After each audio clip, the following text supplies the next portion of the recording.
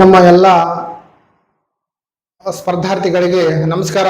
ಇಂದು ನಾವು ಲಕ್ಷ್ಮೀ ಸ್ಪರ್ಧಾ ಅಕಾಡೆಮಿ ಅವರ ವತಿಯಿಂದ ಇರ್ತಕ್ಕಂಥ ಟಾಪಿಕ್ ಯಾವ್ದಪ್ಪ ನಿಮ್ಮ ಮುಂದೆ ಬಂದಿನ ಅಂತ ಹೇಳ್ಬೇಕಂತಂದ್ರಗಿನ KPSC ಗ್ರೂಪ್ ಆಫ್ ಇರ್ತಕ್ಕಂಥ question bank solve.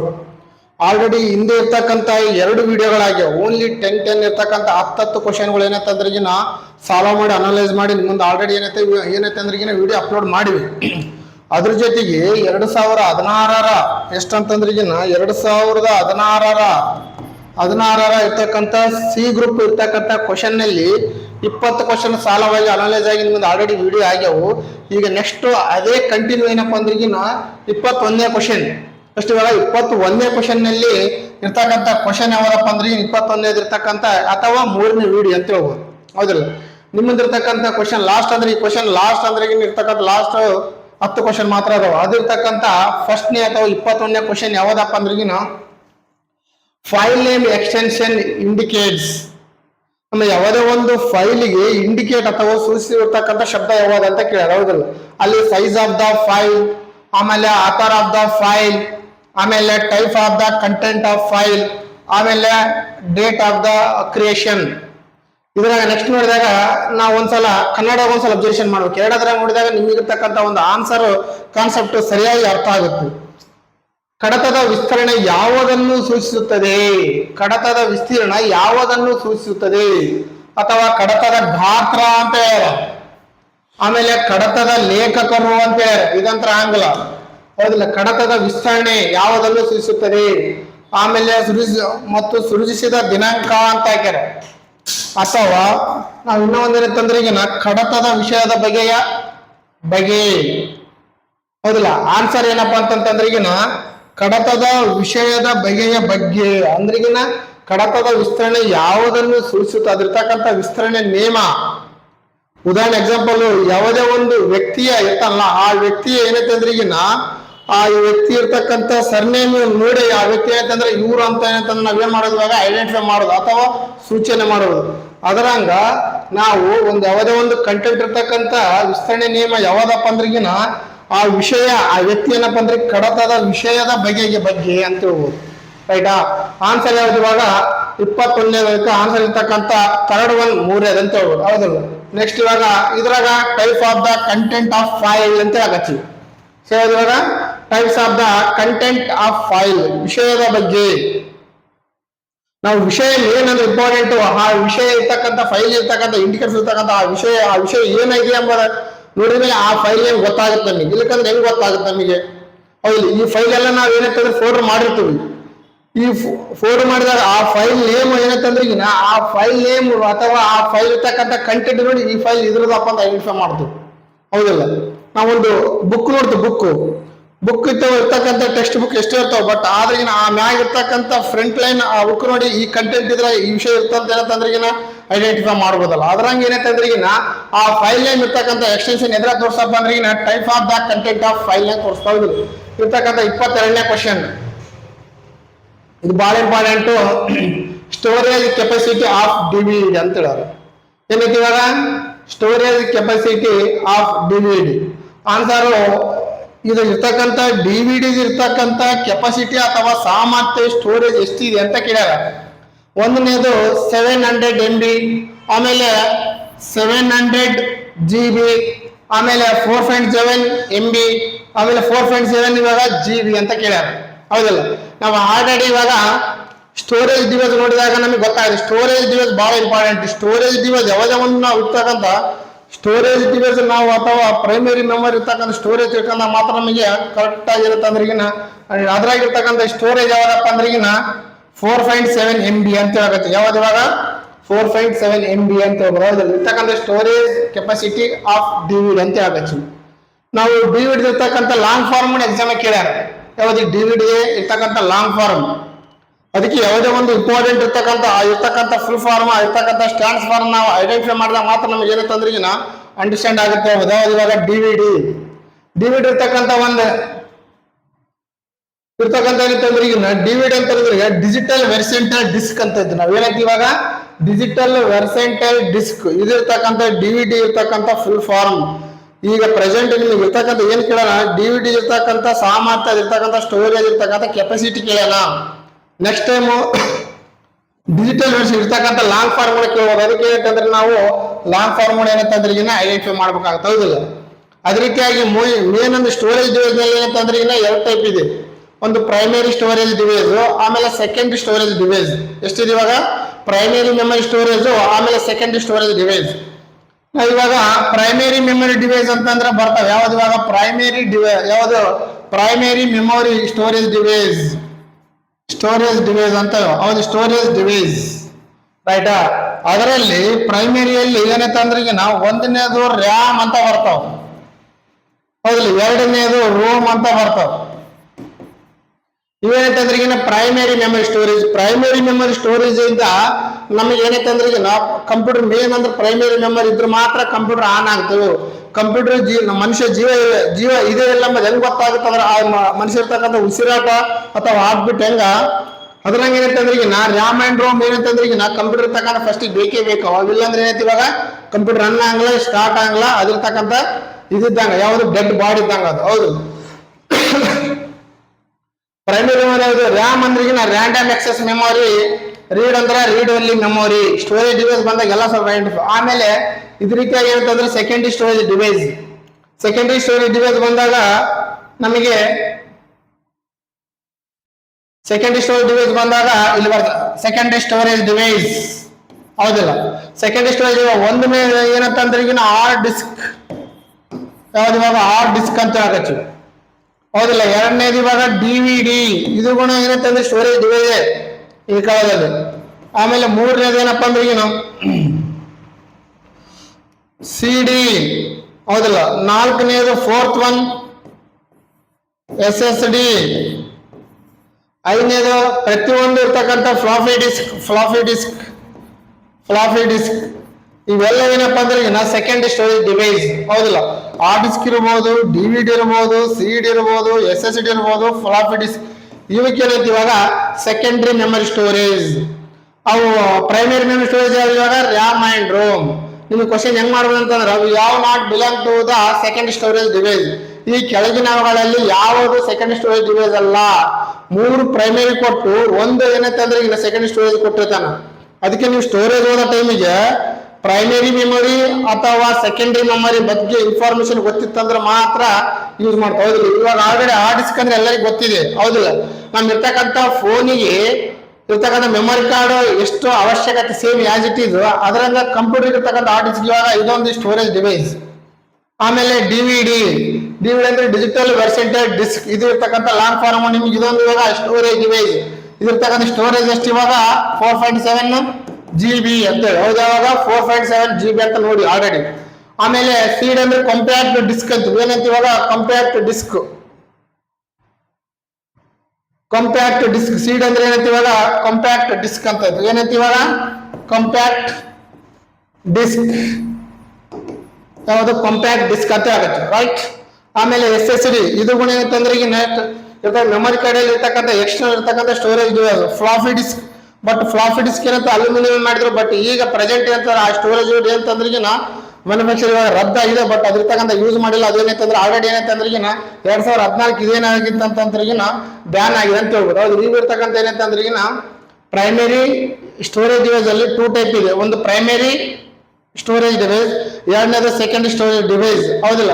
Primary ಮೆಮೊರಿಯಲ್ಲಿ RAM and Rome ಇವು ಕಂಪ್ಯೂಟರ್ ಅವಶ್ಯಕತೆ. ರನ್ ಆಗ್ಬೇಕಂದ್ರೆ ನಮ್ ಇರ್ತಕ್ಕಂಥ ಮಾನವನಿಗೆ ಉಸಿರು ಮತ್ತು ಹಾರ್ಟ್ ಎಷ್ಟು ಇಂಪಾರ್ಟೆಂಟ್, ಅಷ್ಟು ರ್ಯಾಮ್ ಅಂಡ್ ರೋಮ್ ಇರ್ಲೇಬೇಕು. ಹಂಗಾದ್ರೆ ಮಾತ್ರ ಕಂಪ್ಯೂಟರ್ ಏನೈತಂದ್ರೆ ಈಗ ಆಕ್ಟಿವ್ ಆಗಿ ತಮ್ಮ ಕೆಲಸ ಮಾಡ್ತಾವೆ, ಹೌದಿಲ್ಲ. ಆಮೇಲೆ ಸೆಕೆಂಡರಿ ಸ್ಟೋರೇಜ್ ಡಿವೈಸ್ ಇವು ಬರ್ತಾವೆ. ಯಾವ್ದು ಹಾರ್ಡ್ ಡಿಸ್ಕ್ ಇರ್ಬೋದು, DVD ಇರ್ಬೋದು, CD ಇರ್ಬೋದು, ಫ್ಲಾಪ್ ಡಿಸ್ಕ್ ಇರ್ಬೋದು, SSD ಇರ್ಬೋದು. ಇವೆಲ್ಲ ಏನಂತಂದ್ರೆ ಸೆಕೆಂಡರಿ ಸ್ಟೋರೇಜ್ ಡಿವೈಸ್. ಇವೆಲ್ಲ ಅಂದ್ರೂ ಕೂಡ ಏನಂತಂದ್ರೆ ಇನ್ಬಿಟ್ ಕಂಪ್ಯೂಟರ್ ಆಗಿರ್ತಾವ, ಅದನ್ನ ಏನಂತಂದ್ರೆ ಆನ್ ಆಗುತ್ತೆ. ಬಟ್ ಇವೇನಂತಂದ್ರೆ ಎಕ್ಸ್ಟ್ರಾ ಸ್ಟೋರೇಜ್ ಬೇಕಾಗಿತ್ತು, ಎಕ್ಸ್ಟ್ರಾ ಸ್ಪೀಡ್ ಬೇಕಾಗಿತ್ತು, ಅಥವಾ ಎಕ್ಸ್ಟ್ರಾ ಇರ್ತಕ್ಕಂಥ ಡಾಟಾಗಳು ಸ್ಟೋರೇಜ್ ಮಾಡಕ್ ಬೇಕಾಗಿತ್ತು ಅಂದ್ರೆ ಮಾತ್ರ ನಾವೇನ್ ಮಾಡ್ಬೇಕು ಇವಾಗ ಇವೆಲ್ಲ ಏನಂತಂದ್ರೆ ಎಕ್ಸ್ಟ್ರಾ ಇರ್ತಕ್ಕಂಥ ಇಟ್ಕೋಬಹುದು, ಹೌದಿಲ್ಲ. ಅದಕ್ಕೆ ಏನಂತಂದ್ರೆ ಇದಕ್ಕೆ ಎಕ್ಸ್ಟರ್ನಲ್ ಸ್ಟೋರೇಜ್ ಡಿವೈಸ್, ಅವು ಇಂಟರ್ನಲ್ ಏನೈತಿ ಇವಾಗ ಇಂಟರ್ನಲ್ ಸ್ಟೋರೇಜ್ ಡಿವೈಸ್ ಅಂತ ಇದ್ದೀವಿ ನಾವು, ಹೌದಿಲ್ಲ. ಯಾವ ಇವಾಗ ಪ್ರೈಮರಿ ಮೆಮೊರಿ, ಹೌದಿಲ್ಲ.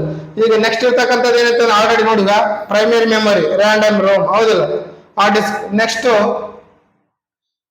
ಅದೇ 2016 ಸಿ ಗ್ರೂಪ್ ನಲ್ಲಿ ಬಹಳ ಇಂಪಾರ್ಟೆಂಟ್ ಈಗ ಇರ್ತಕ್ಕಂಥ ಪ್ರೆಸೆಂಟ್ ಏನಪ್ಪಾ ಅಂದ್ರೆ ಈಗ ನಾವು VA ಇರ್ಬೋದು, ಹೌದಿಲ್ಲ. ಆಮೇಲೆ ಏನೈತಿ ಇವಾಗ PDO ಇರ್ಬೋದು, ಹೌದಿಲ್ಲ. ಆಮೇಲೆ ಏನಂತಂದ್ರೆ ಈಗ ಸಿ ಗ್ರೂಪ್ ಇರೋದು ಎಲ್ಲ ಎಕ್ಸಾಮ್ಗೆ ಬಹಳ ಉಪಯುಕ್ತವಾಗಿ ಪೇಪರ್ ಬರೀ ನಾವೇನಂತಂದ್ರೆ ಈಗ ಅವು ಆನ್ಸರ್ ಮಾಡಲ್ಲ, ಅದ್ರ ಜೊತೆಗೆ ಪೇಪರ್ ಅನಲೈಸ್ ಮಾಡ್ಕೊಂತ ಹೊಂಟಿವಿ, ಅನಲೈಸ್, ಹೌದಿಲ್ಲ. ಅದಕ್ಕೆ ಅನಲೈಸ್ ಮಾಡೋದ್ರಿಂದ ಇರ್ತಕ್ಕಂಥ ಯಾವುದೇ ಒಂದು ಕಂಟೆಂಟ್ ಬಗ್ಗೆ ಸರಿಯಾಗಿ ಆ ವಿಷಯವನ್ನು ಅರ್ಥ ಮಾಡ್ಕೊಂಡ್ಬಿಟ್ರೆ ಮಾತ್ರ ನಾವೇನಂತಂದ್ರೆ ಈಗ ಡಬಲ್ ಓದೋದು ಅವಶ್ಯಕತೆ ಇರಂಗಿಲ್ಲ. ಅದಕ್ಕೆ ನಾವು ಯಾವುದೇ ಒಂದು ಒಬ್ಬ ವ್ಯಕ್ತಿ ಏನಂತಂದ್ರೆ ಈಗ ಹಾರ್ಡ್ ವರ್ಕ್ ಜೊತೆಗೆ ಸ್ಮಾರ್ಟ್ ವರ್ಕ್ ಮಾಡೋದು, ಅವಾಗ ಮಾತ್ರ ಏನಂತಂದ್ರೆ ಈಗ ತಮ್ಮ ಇರ್ತಕ್ಕಂಥ ನಾಲೆಜು, ತಮ್ಮ ಇರ್ತಕ್ಕಂಥ ಯಾವುದೇ ಒಂದು ತನ್ನ ಇರ್ತಕ್ಕಂಥ ಗುರಿಯನ್ನು ಮುಟ್ಟಕ್ಕೆ ಸಾಧ್ಯ ಆಗುತ್ತೆ, ಹೌದಿಲ್ಲ. ಬರೀ ನಾವು ಅವ್ರು ಓದ್ತಾರ, ಅವ್ರು ನಮ್ಮ ಅಣ್ಣನ ಮಗ ಓದ್ತಾನ, ನಮ್ಮ ತಮ್ಮನ ಮಗ ಓದ್ತಾನ, ನಮ್ಮ ಆತ್ಮೀಯ ಓದ್ತಾರ, ಅವ್ರ ಸಲ ನಾವು ಕಾಟಾಚಾರಕ್ಕೆ ಓದಮ್ಮ ಅಂತಂದ್ರೆ ಯಾವ್ದೇನೈತಿ ಇವಾಗ ಯಶಸ್ವಿ ಆಗಲ್ಲ. ಅದಕ್ಕೆ ಮೊದಲು ನಾವು ಓನ್ ಡಿಸಿಷನ್ ತಗೋಬೇಕು, ನಾವ್ ಏನ್ ಆಗ್ಬೇಕು ಮುಂದೆ. ಬರೀ ಅಲ್ಲ IAS ಆಗ್ಬೇಕು ಅಥವಾ KS ಆಗ್ಬೇಕು ಅಥವಾ PS ಆಗ್ಬೇಕು ಅಂತ ಬರೀ ಆಗದ ಅನ್ಕೋದಲ್ಲ. ಏನು ಕನಸು ಕಂಡಿರ್ತವಲ್ಲ ಆ ಕನಸಿಗೆ ತಕ್ಕಂತ ನಾವು ಆಕ್ಟಿವಿಟೀಸ್ ಮಾಡ್ಬೇಕು ಅಥವಾ ಪರ್ಫಾರ್ಮ್ ಮಾಡ್ಬೇಕು ಅಥವಾ ಚಟುವಟಿಕೆ ಮಾಡಬೇಕು, ಹೌದಿಲ್ಲ. ಬರೀ IAS ಆಗಿ ಹೋಗಿ ಮನೆಗೆ 24 ಗಂಟೆ ಮಕ್ಕಂದ್ರೆ ಏನ್ ಮಾಡ್ತೀವಿ, ಮಕ್ಕಮದಲ್ಲ. ಏನ್ ಮಾಡ್ಬೇಕು ಅದಕ್ಕೆ ತಕ್ಕಂತ ಏನಂತಂದ್ರಿಗಿನ ಸ್ಟ್ರಗಲ್. ನಾವು IAS ಇರ್ತಕ್ಕಂಥ ವ್ಯಕ್ತಿಗಳು ಯಾರ್ಯಾರು ಅವ್ರನ್ನ ಅಪ್ರೋಚ್ ಆಗ್ಬೇಕು, ಅವ್ರು ಇರ್ತಕ್ಕಂಥ ಗೈಡ್ಲೈನ್ ತಗೋಬೇಕು, ಅವ್ರು ಇರ್ತಕ್ಕಂಥ ಮಾರ್ಗದರ್ಶನ ತಗೋಬೇಕು. ಅವಾಗ ನಾವೇನಂತಂದ್ರೆ ಒಂದು ದಾರಿ ಏನಂತಂದ್ರಿಗಿನ ಮುಟ್ಟಕ್ಕೆ ಸಾಧ್ಯ ಆಗುತ್ತೆ, ಹೌದಿಲ್ಲ. ಈಗ ಹೇಳ್ಬೇಕಂದ್ರೆ ನೆಕ್ಸ್ಟ್ ಈಗ third one question, key used to perform undo in MS word. MS ವರ್ಡ್ನಾಗ ಅಂಡು ಇರ್ತಕ್ಕಂಥ ಕೀ ಯಾವ್ದಕ್ಕೆ ಯೂಸ್ ಮಾಡ್ತಾರ ಅಂತ ಕೇಳ್ಯಾರ. ಯಾವ್ದು MS ವರ್ಡ್ನಲ್ಲಿ ಕಂಟ್ರೋಲ್ ಯು ಅಂತ ಆಗಲ್ಲ. ಯಾಕಂದ್ರೆ ಈಗ ಕಂಟ್ರೋಲ್ ಏನಾಗುತ್ತೆ ಇವಾಗ ನಾವು ಆಲ್ರೆಡಿ ನೋಡಿದ್ವಿ, ಯಾವ್ದಂತಂದ್ರೆ ಅಂಡರ್ಲೈನ್ ಆಗುತ್ತೆ, ಹೌದಿಲ್ಲ. ಯಾವ್ದು ಇವಾಗ ಅಂಡರ್ಲೈನ್ ಯಾವುದೇ ಒಂದು ಬರದಾಗ ಅಂಡರ್ಲೈನ್ ಆಗುತ್ತೆ. ಆಮೇಲೆ ಕಂಟ್ರೋಲ್ Alt U ಇದೇನೈತಂದ್ರೆ ಈಗಿನ ಯಾವುದೇ ಒಂದು ವಿಂಡೋಸ್ ಆಕ್ಟಿವ್ ಆಗಿರುತ್ತಲ್ಲ ಆ ಆಕ್ಟಿವ್ ಅನ್ನು ಏನಂತಂದ್ರೆ ಈಗ ರದ್ದುಗೊಳಿಸಲು ಯೂಸ್ ಆಗುತ್ತೆ. ಆ ವಿಂಡೋಸ್ ಏನಂತಂದ್ರೆ ಈಗ ಓಕೆ ಇವಾಗ ಏನಂತ ಆಕ್ಟಿವ್ ಆಗುತ್ತೆ, ಅದನ್ನ ರದ್ದುಗೊಳಿಸಕ್ ಏನ್ ಮಾಡ್ತೀವಿ ನಾವು Alt U ಯೂಸ್ ಮಾಡ್ತೀವಿ. Alt Z ಕೂಡ ಬರಂಗಿಲ್ಲ, ಹೌದಿಲ್ಲ. ನಾವು ಆನ್ಸರ್ ಯಾವ್ದಪ್ಪ ಅಂದ್ರೆ ಈಗ ಕಂಟ್ರೋಲ್ Z ಏನಂತಂದ್ರೆ ಈಗ ಇದಿರ್ತಕ್ಕಂಥ ಯಾವ್ದು ಅಂಡು ಇರ್ತಕ್ಕಂಥ MS ವರ್ಡ್ ನಲ್ಲಿ ನಾವು ಯೂಸ್ ಮಾಡ್ತೀವಿ. ಸ್ವಲ್ಪ ಏನಂತಂದ್ರೆ ಈಗ ಕನ್ನಡದಾಗ ನೋಡಬಹುದು MS ವರ್ಡ್ ನಲ್ಲಿ ಅಂಡು ಮಾಡಲು ಯಾವ ಕೀ ಬಳಸಲಾಗುತ್ತದೆ, ಕಂಟ್ರೋಲ್ Z ಅಂತ ಹೇಳ್ಬೋದು. ಅದೇ ರೀತಿ ನಿಮ್ಗೆ ಇನ್ನ ಕ್ಲಾರಿಫೈ ಬೇಕಂದ್ರೆ ನಾವು ಅಲ್ಲಿ MS ವರ್ಡ್ ನಾಗ ನೋಡೋಣ, ಹೌದು. ಯಾವ್ದು ಇವಾಗ MS ವರ್ಡ್ ನಾಗ ನಾವು ಸ್ವಲ್ಪ ಆನ್ ಮಾಡಿ ನೋಡೋಣ, ಏನ್ ಪ್ರಾಬ್ಲಮ್ ಆಗಲ್ಲ. MS ವರ್ಡ್ ಇದಿರ್ತಕ್ಕಂಥ MS ವರ್ಡ್ ಆಲ್ರೆಡಿ ಈಗೆಲ್ಲರಿಗೂ ಕಾಣ್ತೀವ. ನಮ್ಗೆ ಏನ್ ಬೇಕಂತಂದ್ರೆ ಅಂಡು ಅಂದ್ರೆ ಯಾವ್ದು ಅಂತ ಕೇಳ್ಯಾರ. ಅಂಡು ಇಲ್ಲಿ ಅಂಡು ಇರ್ತಕ್ಕಂಥ ಇಲ್ಲಕಂದ್ರೆ ಈಗ ನೋಟ್ ಪ್ಯಾಡ್ ಅಲ್ಲಿ ನೋಡೋಣ, ಇದ್ರಲ್ಲಿ ಬೇಡ ನೋಟ್ ಪ್ಯಾಡ್ ಅಲ್ಲಿ ನೋಡೋಣ, ಹೌದಿಲ್ಲ. ನೋಟ್ ಪ್ಯಾಡ್ ಅಲ್ಲಿ ಏನೈತಂದ್ರೆ ಅಂಡು ಕಾಪಿ ಇರ್ತಕ್ಕಂಥದ್ದು ನೋಟ್ ಪ್ಯಾಡ್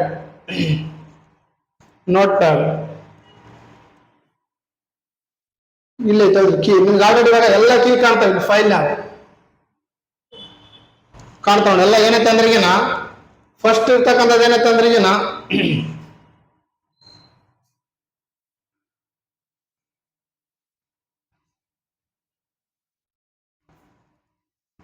ಅಂಡು,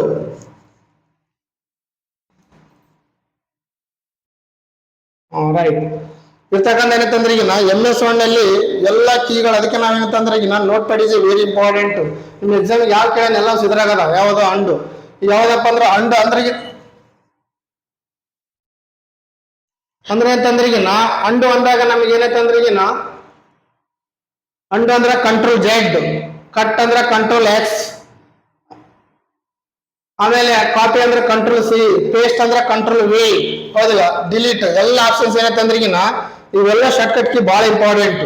ನಿಮ್ಮ ಎಕ್ಸಾಮ್ ಪ್ರತಿಯೊಂದು ಎಕ್ಸಾಮ್ ಏನು ಯಾವುದೇ ಒಂದು computer learning is very important. Computer practical ನಾವ್ ಎಷ್ಟು ಮಾಡ್ತಾವ ಅಂದ್ರೆ ಅಷ್ಟು ಏನಂತಂದ್ರೆ ಈಗ ನಮಗೆ ಥಿಯರಿ ಯೂಸ್ ಆಗಿಬಿಡ್ತೈತಿ.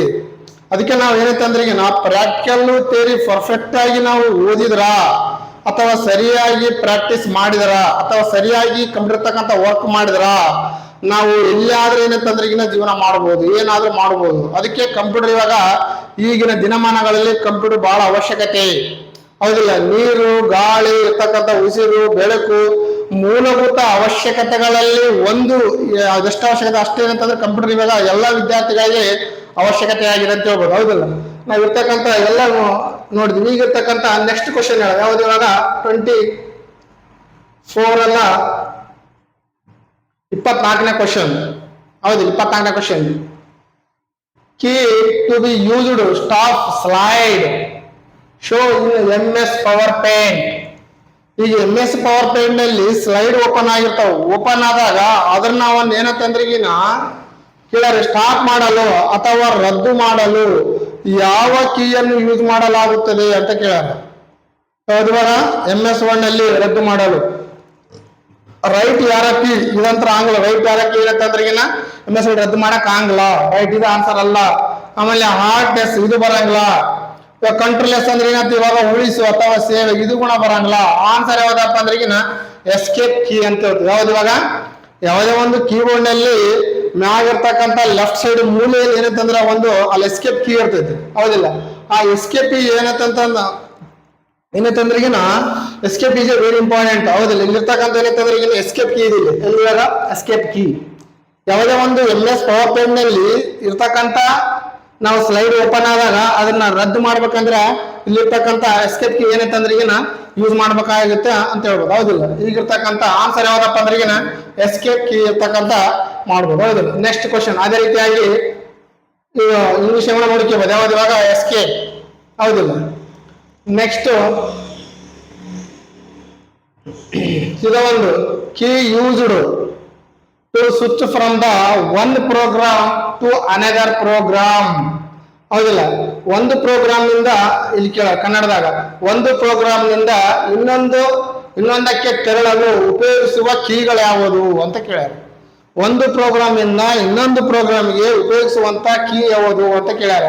ಆಮೇಲೆ ಕಂಟ್ರೋಲ್ ಟ್ಯಾಬ್ ಅಂತ ಹೇಳ್ಯಾರ. ಕಂಟ್ರೋಲ್ ಟ್ಯಾಬ್ ಆಂಗ್ಲ ಇದು. ಹೌದಿಲ್ಲ. ಆಮೇಲೆ ಕಂಟ್ರೋಲ್ ಆಲ್ಟ್ ಇದು ಆಂಗ್ಲ. ಇದಂತ್ರ ಯಾವ್ದಲ್ಲ. ಬಟ್ ಆನ್ಸರ್ ಯಾವ್ದಪ್ಪ ಅಂದ್ರೆ ನಾ ಆಲ್ಟ್ ಟ್ಯಾಬ್ ಅಂತ ಹೊಡಿತೀವಿ. ಯಾವ್ದು ಇವಾಗ ಆಲ್ಟ್ ಟ್ಯಾಬ್ ಅಂತ ಹೇಳ್ತೀವಿ. ಯಾವ್ದು ಇವಾಗ ಆಲ್ಟ್ ಟ್ಯಾಬ್. ಹೌದಿಲ್ಲ, ಒಂದು ಪ್ರೋಗ್ರಾಮ್ ನಿಂದ ಇನ್ನೊಂದು ಪ್ರೋಗ್ರಾಮ್ಗೆ ತೆರಳಲು ನಾವು ಉಪಯೋಗಿಸುವ ಕೀ ಯಾವುದು ಅಂತ ಕೇಳ್ಯಾರ. ಹೌದಿಲ್ಲ, ಅದಕ್ಕೇನೈತಂದ್ರೆ ನಾವು ಇವಾಗ ಮೇನ್ ಇಂಪಾರ್ಟೆಂಟ್ ಆಲ್ಟ್ ಟ್ಯಾಬ್ ಮಾಡಿದಾಗ ನಮಗೆ ಇರ್ತಕ್ಕಂಥ ಏನಂತಂದ್ರೆ ಎಲ್ಲಾ ಒಂದು ಪ್ರೋಗ್ರಾಮ್ ಇನ್ನೊಂದು ಪ್ರೋಗ್ರಾಮ್ ಏನಂತಂದ್ರಿಗಿನ ಆಗತ್ತ ಅಂತ ಹೇಳ್ಬೋದು. ಹೌದಿಲ್ಲ.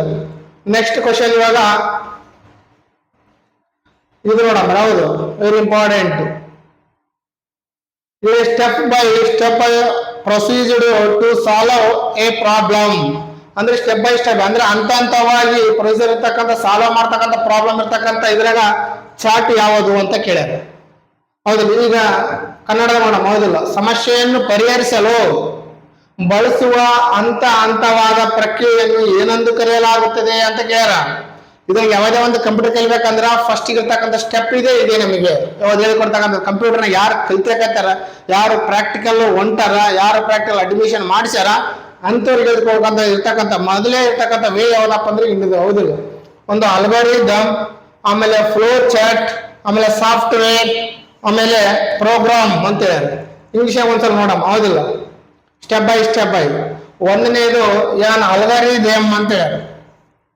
ಎರಡನೇದು ಫ್ಲೋ ಚಾರ್ಟ್ ಅಂದ್ರೆ ಆಂಗ್ಲ. ಫ್ಲೋ ಚಾರ್ಟ್ ಏನಪ್ಪಾ ಅಂದ್ರೆ ಓನ್ಲಿ ಯಾವುದೇ ಒಂದು ಡಾಟಾವನ್ನು ಸರಿಯಾಗಿ ಚಾರ್ಟ್ಗಳ ಮೂಲಕ ಎಲ್ಲ ಆಡಿಯನ್ಸ್ಗೆ ಎಲ್ಲ ವಿದ್ಯಾರ್ಥಿಗಳಿಗೆ ತೋರಿಸ್ತದೆ ಅಷ್ಟೇ.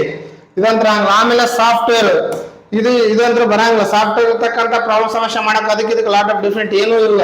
ಆಮೇಲೆ ಪ್ರೋಗ್ರಾಮ್ ಇದು ಗುಣ ಬರಂಗಿಲ್ಲ. ಆನ್ಸರ್ ಯಾವುದು ಏನ್ ಅಲ್ಗಾರಿದಮ್ ಆನ್ಸರ್. ಹೌದಿಲ್ಲ, 26ನೇದಕ್ಕೆ ಯಾವ್ದು ಆನ್ಸರ್ ಇವಾಗ ಏನ್ ಅಲ್ಗಾರಿದಮ್. ಸ್ಟೆಪ್ ಬೈ ಪ್ರತಿಯೊಂದು ಅಲ್ಗಾರಿದಮ್ ಇರ್ತಕ್ಕಂಥ ಪರಿಹಾರ ಮಾಡ್ತಕ್ಕಂಥ ಒಂದು ಆಪ್ಷನ್ಸ್ ಯಾವ್ದಪ್ಪ ಅಂತಂದ್ರೆ ಏನ್ ಅಲ್ಗಾರಿದಮ್ ಅಂತ ಹೇಳ್ಬೋದು. ಹೌದಿಲ್ಲ. ಹೌದಿಲ್ಲ, ಇದು ಬಹಳ ಇಂಪಾರ್ಟೆಂಟ್. ಹೌದಿಲ್ಲ, first super computer of India ಅಂತ ಕೇಳ್ಯಾರ. ನಮ್ಮ ಭಾರತದ ಪ್ರಥಮ ಸೂಪರ್ ಕಂಪ್ಯೂಟರ್ ಯಾವುದು ಅಂತ ಕೇಳಿದ್ರೆ ಯಾವ್ದು ಇವಾಗ ಭಾರತದ ಪ್ರಥಮ ಸೂಪರ್ ಕಂಪ್ಯೂಟರ್. ಹೌದಿಲ್ಲ, ಒಂದನೇದು ಪರಮ 6000, ಆಮೇಲೆ ಪರಮ 7000, ಪರಮ 8000. ನಾನ್ ಆಫ್ ದೀಸ್ ಮೇಲಿನ ಯಾವ ಏನಂತಂದ್ರೆ ಮೇಲಿನ ಎಲ್ಲವೂ ಅಂತ ಕೇಳ್ಯಾರ. ಹೌದಿಲ್ಲ, ನಿಮ್ಗೆ ಆಲ್ರೆಡಿ ಇವಾಗ ಪರಮ 8000 ಎಂಬುದು ಭಾರತದ ಪ್ರಥಮ ಸೂಪರ್ ಕಂಪ್ಯೂಟರ್. ಭಾರತದ ಪ್ರಥಮ ಸೂಪರ್ ಕಂಪ್ಯೂಟರ್ ಅಂತ ಹೇಳ್ಬೋದು. ಯಾವ್ದು ಇವಾಗ ಭಾರತದ ಪರಮ 8000. ಆನ್ಸರು 27 ಆನ್ಸರ್ ಯಾವ್ದಪ್ಪ ಅಂದ್ರೆ ಮೂರನೇದು. ಬಟ್ ಇದ್ರ ಬಗ್ಗೆ ಸ್ವಲ್ಪ ಅನಲೈಸ್ ಮಾಡೋ ಕ್ವಶನ್ಗಳಿಂದ ಯಾವ ನಿಮ್ಮಿಂದ ಯಾವ ಕೇಳ್ಬೋದು, ಯಾವ ಅಪ್ಡೇಟ್ ಮಾಡಬಹುದು ಕೇಳ್ಬೋದು ಅಂತ ಹೇಳ್ಬೋದು. ಹೌದು.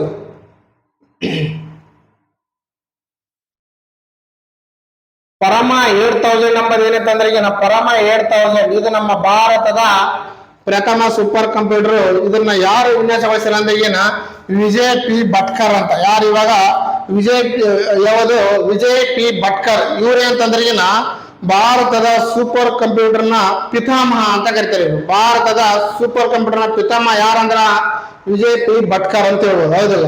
ಅದೇ ರೀತಿಯಾಗಿ CDC ಅಂತ ಕೇಳ್ಯಾರ. CDC 66 ಏನಂತಂದ್ರೆ ಈಗಿನ ಇರ್ತಕ್ಕಂಥ ಏನಂತಂದ್ರೆ ಈಗಿನ ಇದು ವಿಶ್ವದ ಏನಂತಂದ್ರೆ ಈಗಿನ ವಿಶ್ವದ ಮುಖ್ಯವಾಗಿ ಏನಪ್ಪಾ ಅಂದ್ರೆ ಈಗಿನ ವಿಶ್ವದ ಪ್ರಥಮ ಸೂಪರ್ ಕಂಪ್ಯೂಟರ್ ಯಾವ್ದಪ್ಪ ಅಂದ್ರೆ ಈಗಿನ CDC 6600 ಏನೈತೆ 6600 ಅಂತ ಮಾಡೆಲ್ ಇದು. ಇದನ್ನ ಯಾರು ವಿನ್ಯಾಸಗೊಳಿಸಿದಾರೆ ಅಂದ್ರೆ ಈಗಿನ ಸೌಮ್ಯರ್ ಖೇ ಅಂತಂತೀವಿ. ಏನಂತ ಇವಾಗ ಸೌಮ್ಯರ್ ಖೇ. ನೀವು ಬರೀ ಯಾವುದೇ ಒಂದು ವಿಡಿಯೋಗಳು ಕ್ಲಾಸ್ ಕೇಳಿದಾಗ ಬರೀ ಕೇಳುವುದರಿಂದ ಅಥವಾ ಇರ್ತಕ್ಕಂಥ ಸ್ಕ್ರೀನ್ ಶಾಟ್ ನೋಡೋದ್ರಿಂದ ಏನ್ ಆಗಲ್ಲ, ಏನ್ ಲಾಭ ಆಗಲ್ಲ.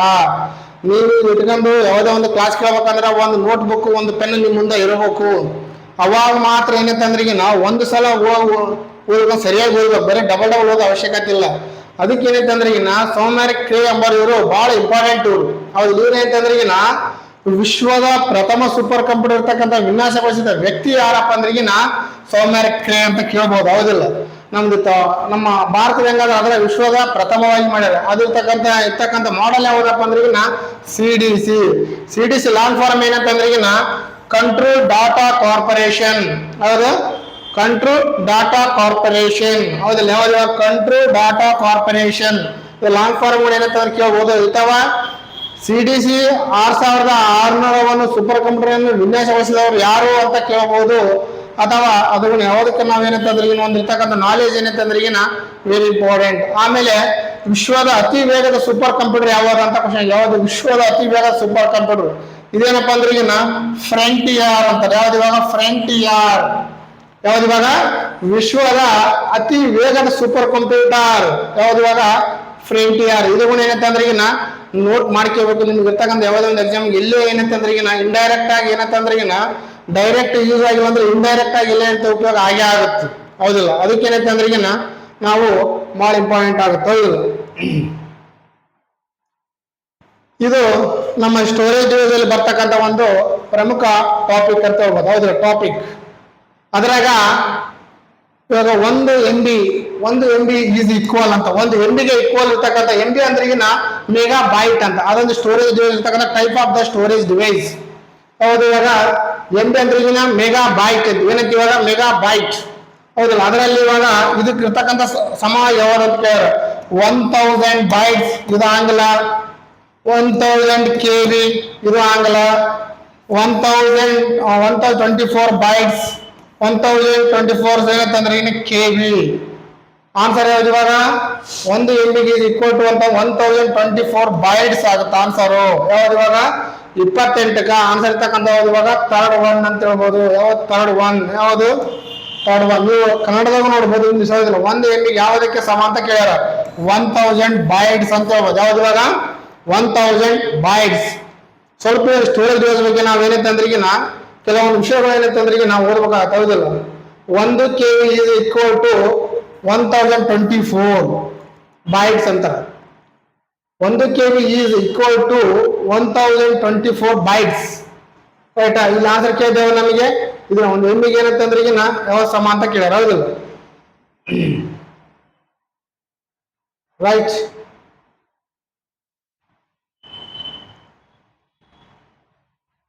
ಈಗ 1 KB ಈಕ್ವಲ್ ಟು 1000 ಬೈಟ್ ಅಂತ ಕೇಳ. ಅದು 1 MB ಈಕ್ವಲ್ ಟು 1024 ಅಂತ ಕೇಳ. ಅದಕ್ಕೆ ಆನ್ಸರ್ ಯಾವ್ದಪ್ಪ ಅಂದ್ರೆ ಇದ್ರಾಗ ಇದು ಆಗಲ್ಲ ಆನ್ಸರ್. ಸಾರಿ, ಯಾವ್ದಂತಂದ್ರೆ ಈಗ ನಾವು 1024 KB ಆಗುತ್ತೆ. ಯಾವ್ದು 1024 KB ಆಗುತ್ತೆ. ಯಾವ್ದು ಇವಾಗ 1024 KB ಏನಂತಂದ್ರೆ ಈಗ 1 MB ಯಾವುದಕ್ಕೆ ಸಮ ಅಂತಂದ್ರೆ ಈಗ 1000 KB ಅಂತ ಹೇಳ್ಬೋದು, ಹೌದಿಲ್ಲ.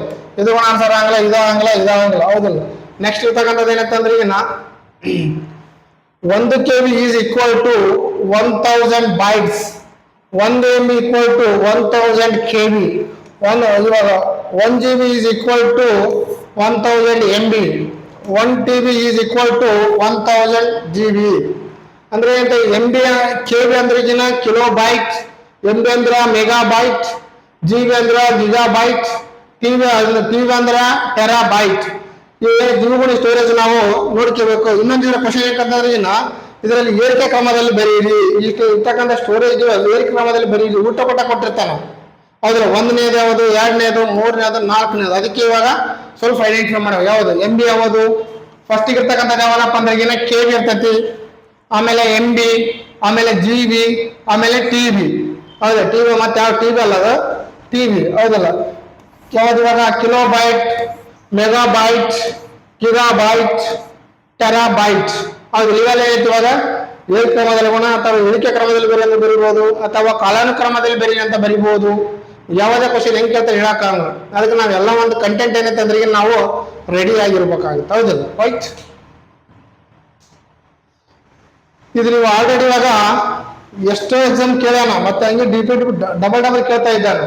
ಹೌದು, URL ಸ್ಟ್ಯಾಂಡ್ಸ್ ಫಾರ್ ಅಂತ ಕೇಳ್ಯಾರ. ಯಾವುದು URL, uniform resource locator.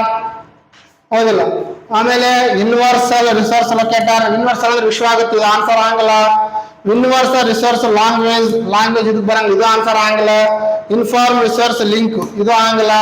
Answer ಯಾವ್ದು ನಿಮ್ಗೆ ಯಾವ್ದು ಆಗಲ್ಲ ಗೊತ್ತಾಗ್ಬಿಡ್ತು. ಹೌದಿಲ್ಲ, ಇಲ್ಲಿ ಇರ್ತಕ್ಕಂಥ ಯೂನಿವರ್ಸಲ್ ಅಂದ್ರೆ ವಿಶ್ವಕ್ಕೆ ಇರ್ತಕ್ಕಂಥ ಇದರಲ್ಲಿ ಸಂಬಂಧ ಬರಂಗಿಲ್ಲ, ಆನ್ಸರ್ ಆಗಲ್ಲ. ಆಮೇಲೆ ಯೂನಿವರ್ಸಲ್ ರಿಸೋರ್ಸ್ ಲ್ಯಾಂಗ್ವೇಜ್ ಅಥವಾ ಭಾಷೆ ಬಂದಾಗ ಇದಕ್ಕ ಸಂಬಂಧ ಪಡಂಗಿಲ್ಲ. ಹೌದಿಲ್ಲ, ಆಮೇಲೆ ಇನ್ಫಾರ್ಮ್ ರಿಸೋರ್ಸ್ ಲೊಕೇಟರ್ ಲಿಂಕ್, ಇದು ಕೂಡ ಬರಲ್ಲ. ಆನ್ಸರ್ ಯಾವ್ದಪ್ಪ ಅಂದ್ರೆ 29ನೇ ಆನ್ಸರ್ ಇನ್ಫಾರ್ಮ್ ರಿಸೋರ್ಸ್ ಲೊಕೇಟರ್. ಯಾವ್ದು ಆನ್ಸರ್ ಇವಾಗ ಇನ್ಫಾರ್ಮ್ ರಿಸೋರ್ಸ್ ಲೊಕೇಟರ್. ಆನ್ಸರ್ ಯಾವ್ದಪ್ಪ ಅಂದ್ರೆ ಇನ್ಫಾರ್ಮ್ ರಿಸೋರ್ಸ್ ಲೊಕೇಟರ್. ಹೌದಿಲ್ಲ, ರೈಟಾ? ಆನ್ಸರ್ ಇರ್ತಕ್ಕಂಥದ್ದು ಏನಂತಂದ್ರೆ ಇದೇನಪ್ಪ ಅಂದ್ರೆ ಇದು ನಮ್ಮ ಗೂಗಲ್ ನಲ್ಲಿ ಇರ್ತಕ್ಕಂಥ, ನಮಗೆ ಗೂಗಲ್ ನಲ್ಲಿ ಏನ್ ಬೇಕಂತ ಹೇಳ್ತಂದ್ರೆ ಐಡೆಂಟಿಫೈ ಮಾಡೋದಕ್ಕೆ ಇರ್ತಕ್ಕಂಥ ದಾರಿ ತೋರಿಸೋದು ಯಾವತ್ತಂದ್ರೆ ಯೂನಿವರ್ಸಲ್ ಅಥವಾ ಯಾವುದೇ ಅಲ್ಲ URL ಅಂತಂತೀವಿ. ಗೂಗಲ್ ನಲ್ಲಿ ಏನೇ ಹೊಡೆದಾಗ ಬಟ್ ಇರ್ತಕ್ಕಂಥ ಒಂದು ಗೂಗಲ್ ನೋಡ್ಕೊಂಡು ಅವ ಆಲ್ರೆಡಿ ನಿಮಗೆ ಗೊತ್ತಾಗುತ್ತೆ. ಹೌದಿಲ್ಲ, ಗೂಗಲ್ ಬಂದಾಗ ಗೊತ್ತಾಗ್ಬಿಡ್ತಿಲ್ಲ, ಫೈರ್ ಬಾಕ್ಸ್ ಆಯ್ತು. ಹೌದಿಲ್ಲ, ಇಲ್ಲಿ ಇರ್ತೀವಿ ನಾವು.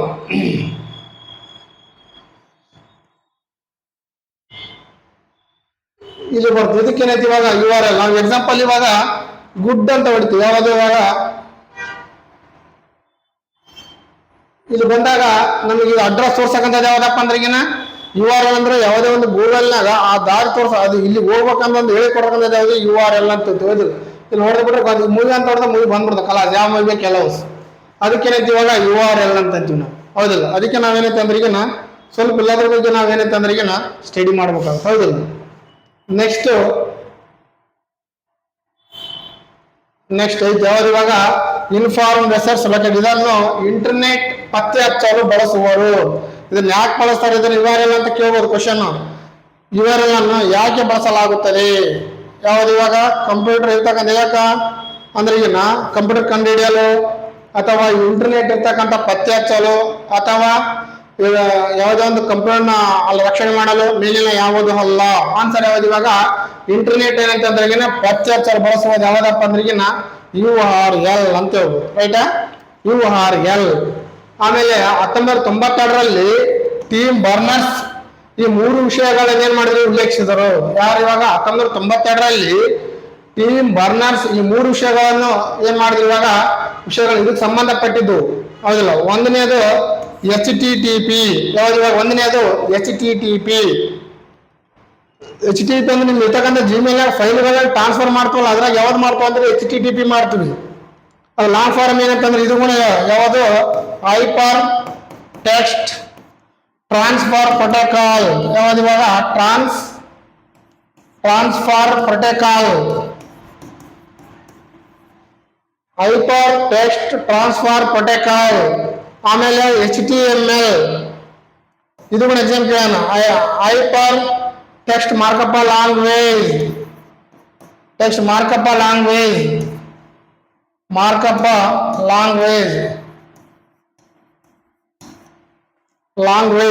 ಆಮೇಲೆ URL ಇನ್ಫಾರ್ಮ್ ರಿಸೋರ್ಸ್ ಲೊಕೇಟರ್. ಇದನ್ನು ಪತ್ತೆ ಹಚ್ಚಿದವರು ಯಾರ? Team burners. URL ಪತ್ತೆ ಹಚ್ಚಿದವರು ಟೀಮ್ ಬರ್ನರ್ಸ್, HTTP ಪತ್ತೆ ಹಚ್ಚಿದವರು ಟೀಮ್ ಬರ್ನರ್ಸ್, ಆಮೇಲೆ HTML ಪತ್ತೆ ಹಚ್ಚಿದವರು ಇದೆ. HTML ಅಂದ್ರೆ ಆಲ್ರೆಡಿ ಇವಾಗ ಯಾವುದೇ ವೆಬ್ನಲ್ಲಿ ಆಲ್ ಇರ್ತಕ್ಕಂಥ ಡಾಟಾವನ್ನು ಪ್ರೋಗ್ರಾಮ್ ಬರ್ತಕ್ಕಂಥದ್ದು ಯಾವುದಪ್ಪ ಅಂದ್ರೆ HTML ಆಗಿರ್ತದೆ, ಆಲ್ರೆಡಿ ಇವಾಗ ಬರ್ತಾರೆ. ಅದೊಂದು ಇವಾಗ ವೆರಿ ಇಂಪಾರ್ಟೆಂಟ್ ಕ್ವಶನ್ ಅಂತ ಹೇಳ್ಬೋದು, ಹೌದಿಲ್ಲ. ನೆಕ್ಸ್ಟ್ ಕ್ವಶನ್ 30 ಕ್ವಶನ್ ಅಥವಾ ಲಾಸ್ಟ್ ಕ್ವಶನ್ KPS ಇರ್ತಕ್ಕಂಥ 2016 ಕ್ವಶನ್. ಇಲ್ಲಿಗೆ ಏನಂತಂದ್ರೆ ಈಗ ಲಾಸ್ಟ್ ಕ್ವಶನ್ ಇರ್ತಕ್ಕಂಥ ಎಂಡ್ ಮುಗಿದೈತಿ. ಅದು Google Chrome is an example of. Google Chrome ಎಂಬುದು ಒಂದು ಏನು ಅಂತ ಕೇಳ್ಯಾರ. ಒಂದನೇದು ಆಪರೇಟಿಂಗ್ ಸಿಸ್ಟಮ್, ಇಲ್ಲ ವೆಬ್ ಬ್ರೌಸರ್, ಹೌದಿಲ್ಲ. ಆಮೇಲೆ ಇವಾಗ ಇಂಟರ್ನೆಟ್ ಸರ್ವಿಸ್ ಪ್ರೊವೈಡರ್, ವೆಬ್ಸೈಟ್ ಅಂತ ಕೇಳ್ಯಾರ. ಗೂಗಲ್ ಕ್ರೋಮ್ ಎಂಬುದು ಅದೇ ಒಂದು ಏನಾಗಿತ್ತಪ್ಪ ಅಂತಂದ್ರೆ ಈಗಿನ ಇದು ಒಂದು ಬ್ರೌಸರ್ ಆಗಿದೆ. ಏನಾಗಿದೆ ಇವಾಗ ಆನ್ಸರ್ ಇವಾಗ 30ಕ್ಕೆ 2ನೇದು ಬ್ರೌಸರ್ ಏನಾಗಿದೆ ಇವಾಗ ಬ್ರೌಸರ್ ಆಗಿದೆ ಅಂತ ಹೇಳ್ಬೋದು. ಹೆಂಗಪ್ಪ ಅಂದ್ರೆ ಈಗಿನ ಬ್ರೌಸರ್ಗಳು ಯಾವ್ಯಾವ ಅಂತ ಆಲ್ರೆಡಿ ಗೊತ್ತಿದೆ. ಯಾವುದು? ಇಂಟರ್ನೆಟ್ ಎಕ್ಸ್ಪ್ಲೋರ್, ಹೌದಿಲ್ಲ. ಆಮೇಲೆ ಏನಂತಂದ್ರೆ ಈಗಿನ ಒಪೇರಾ, ಹೌದಿಲ್ಲ. ಆಮೇಲೆ ಇವಾಗ ಮೌಜೆಲ್ಲ ಫೈರ್ ಮ್ಯಾಕ್ಸ್, ಇವೆಲ್ಲ ಏನೈತಂದ್ರೆ ಈಗಿನ